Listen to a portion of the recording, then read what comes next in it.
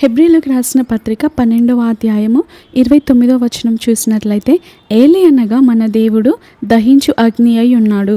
స్తోత్రం దేవ సర్వోన్నతుడా. నేడు ఈ వాక్య భాగం ద్వారా మీరే మా అందరితో మాట్లాడి బలపరచమని యేసు నామములో ప్రార్థించి నమ్మి అడిగి పొందుకొని ఉన్నామా పరమ తండ్రి, ఆమేన్. ఒక దైవజనుడు ఎప్పుడైనా అపవిత్ర ఆత్మల చేత వారి సంఘ సభ్యులు బాధపడుతున్నప్పుడు, పీడించబడుతున్నప్పుడు ఏసు రక్తమే జయం, ఏసు రక్తమే జయం అంటూ అపవాదిని గద్దిస్తూ ఉండేవాడు. వారు విడుదల పొందుతూ ఉండేవారు.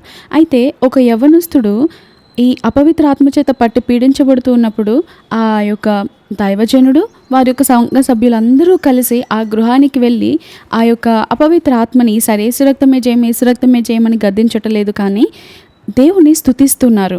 చూస్తున్న ప్రజలు, అరే ఎప్పుడు మన సేవకులు ఏసు రక్తమే జయం, ఏసు రక్తమే జయం అని గట్టిగా బిగ్గరగా అరుస్తూ కేకలు వేస్తూ అప్పుడు అపవాదిని గద్దించేవాడు కదా కొద్ది సమయం తర్వాత, ఈసారి ఏంటి ఇంత నెమ్మదిగా మౌనంగా దేవుణ్ణి స్తుతిస్తూ ఉన్నాడు అని ఆశ్చర్యపోతున్నారు అక్కడున్న వారందరూ కూడా. అరే ఇలా స్తుతిస్తూ ఉంటే ఎప్పటికి విడుదల పొందుతాడు, అసలు ఈ కార్యం జరుగుతుందా అని వారు ఎదురు చూస్తూ ఉన్నారు.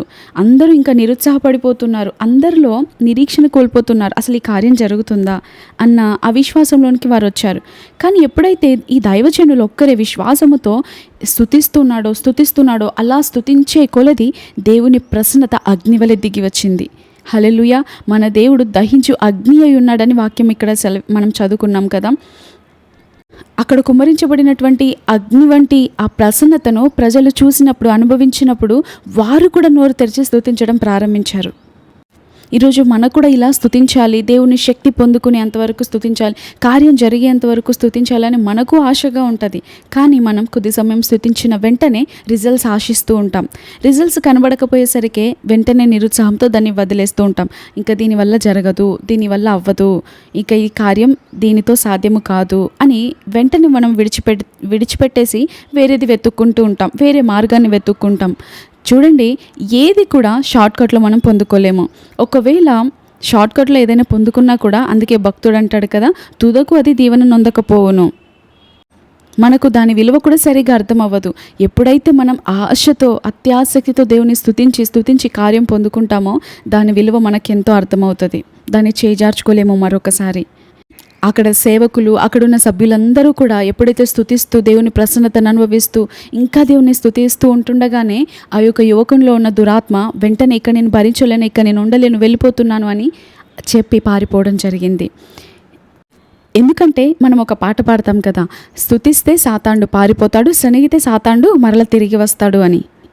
మన ప్రభువు సర్వశక్తిమంతుడు, సమీపింపరాని తేజస్సులో ఆయన మాత్రము నివసించుచు అమరత్వం గల వాడై ఉన్నాడని తిమోతి పత్రికలో మనం చదువుతాం. ఆయన స్తుతుల మధ్య నివసించడానికి ఇష్టపడే దేవుడు, స్తుతుల మధ్య సంచరించే దేవుడు, స్తుతుల మధ్య నివసించే దేవుడు ఆయన. ఎప్పుడైతే మనం స్తుతిస్తూ ఉంటామో ఆయన మన మధ్యకి దిగి వస్తారు, ఆయన మనతో సహవాసం చేస్తారు, ఆయన మన మధ్య సంచరిస్తారు, ఆయన మన మధ్య గొప్ప గొప్ప కార్యాలను జరిగిస్తూ ఉంటాడు. ఎందుకంటే యేసుప్రభు వారు మాత్రమే రారు మనం స్తుతించినప్పుడు, ఆయనతో పాటు ఆయన సమూహం అంతా కూడా వస్తుంది. హల్లెలూయా. చూడండి, ఒక రాజకీయవేత్త వస్తూ ఉంటే రాజకీయవేత్త ఒక్కరే వస్తారా? రాజకీయవేత్తతో పాటు ఆయనతో ఉన్నటువంటి సభ్యులందరూ కూడా వస్తారు.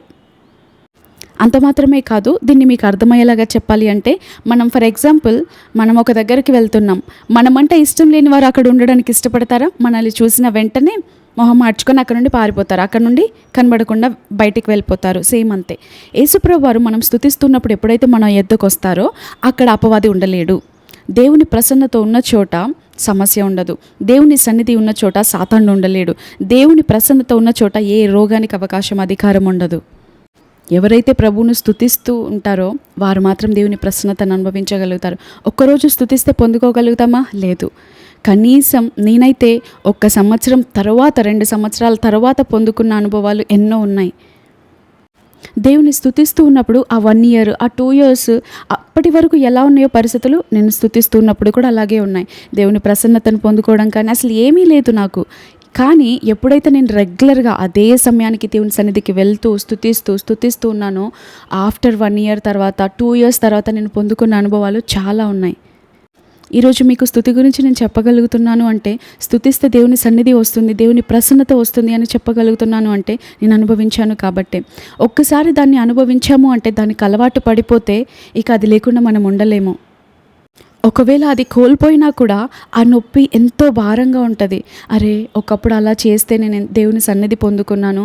దేవుని సన్నిధి మనకు సంతోషాన్ని ఇస్తుంది. దేవుని సన్నిధి మనకు సాక్ష్యాలను తీసుకొస్తుంది. దేవుని సన్నిధి మనల్ని ఆరోగ్యంగా ఉంచుతుంది. దేవుని సన్నిధి మన చుట్టూ కంచె వేస్తుంది. ఏ అపవాదికి అధికారం లేకుండా చేస్తుంది. స్తుతించేవారు సమాధానంగా బ్రతకగలుగుతారు. అది వెంటనే జరుగుతుందా? వెంటనే దేవుని సన్నిధి పొందుకోగలుగుతామా అంటే నేను ఒకవేళ అదే చెబితే అబద్ధం అవుతుంది. దేవుని సన్నిధి వెంటనే మీరు అనుభవించలేరు. కానీ ఎప్పుడైతే మీరు స్తుతిస్తూ రోజు స్తుతిస్తూ ఉంటారో తప్పకుండా దేవుని సన్నిధిని మనపై కుమ్మరిస్తాడు. సన్నిధి అంటే ఏంటి, ప్రసన్నత అంటే ఏంటి, ఆ రెండిటికి తేడా మనకు అప్పుడు అర్థమవుతుంది. అనుభవిస్తూ ఉన్నప్పుడు సన్నిధి వచ్చినప్పుడు ఎలా ఉంటుంది, ప్రసన్నత వచ్చినప్పుడు ఎలా ఉంటుంది, అవి మనకు అర్థమవుతాయి. స్తుతించేవారు దేవునికి సమీపంగా చేరుతారు. స్తుతించేవారు దేవుని సహవాసంలోనికి లోతుగా వెళ్తారు. చూడండి, ఈ లోకంలో సీఎం గారి దగ్గర, పిఎం గారి దగ్గర ఎవరైనా సమీపంగా ఉన్నవారు ఏదైనా అడిగితే సీఎం గారు, పిఎం గారు వెంటనే ఇవ్వడానికి ఇష్టపడతారు. సేమ్ అంతే దేవుడు కూడా. స్తుతించేవారు దేవునికి సమీపస్తులవుతారు. స్తుతించి దేవుని సన్నిధి పొందుకున్నాక, దేవుని సన్నిధిలో అంత సమీపంగా చేరాక దేవుని మనసు ఏంటో మనకు అర్థమవుతుంది. దేవుని చిత్తం ఏంటో మనకు అర్థమవుతుంది. దేవునికి ఏది ఇష్టమో మనకు అర్థమవుతుంది. మనం కూడా అవే ఇష్టపడతాం, మనం కూడా అవే అడుగుతాం. దేవుడు అప్పుడు తప్పకుండా వాటిని మనకు అనుగ్రహిస్తూ ఉంటారు. మనమైతే చిన్న సమస్య రాగానే కలవరపడిపోతూ ఉంటాం. ఆ కలవరాన్ని జయించాలి ఎలా అని అనుకుంటాం. ఆ కలవరం నుండి, ఆ సమస్య నుండి బయటపడాలని ఆశపడతాం. కానీ స్తుతించేవారు జయించేవారిగా ఉంటారు. కాబట్టి తీర్మానం తీసుకుందాం. ఎల్లప్పుడూ నేను స్తుతించేదనన్న దావీదు వలె మనం కూడా స్తుతిద్దాం. దావీదు ఎన్ని పరిస్థితులు ఎదురైనా కూడా కలవరం చెందలేదు, సొమ్మశీల లేదు, మరింతగా దేవుని స్తుతించాడు. కాబట్టే ఏదైతే కోల్పోయాడో తిరిగి మరలా రెండంతలుగా అతను పొందుకోగలిగాడు. పౌలు భక్తుడు మెలితే అనే ఒక ద్వీపానికి వెళ్ళినప్పుడు అక్కడ చలి ఎక్కువగా ఉండడంతో వర్షం పడుతుంది. ఆ సమయంలో అక్కడ కొంతమంది కూర్చొని నిప్పు రాజుపెడుతున్నప్పుడు పౌలు గారు కూడా కొన్ని పుల్లల నేరి అందులో వేయబోతున్నప్పుడు అతని చేయికి ఒక పాము వేలాడుతూ ఉండడం అక్కడున్న వారు చూశారు. అక్కడున్న వ్యక్తులు చూసినప్పుడు, అమ్మో, ఇతను నరహంతకుడిలాగా ఉన్నాడు అని, ఇతనికి ఏమైనా అవుతుందేమో, ఇతను నరహంతకుడు, ఇలా జరుగుతుంది, అందుకే న్యాయం అతన్ని విడిచిపెట్టలేదు అని అతన్ని హేళన చేస్తూ మాట్లాడుతున్నారు. అది పౌలు భక్తునికి వినబడుతూనే ఉంది. అక్కడే ఉన్నాడు కదా.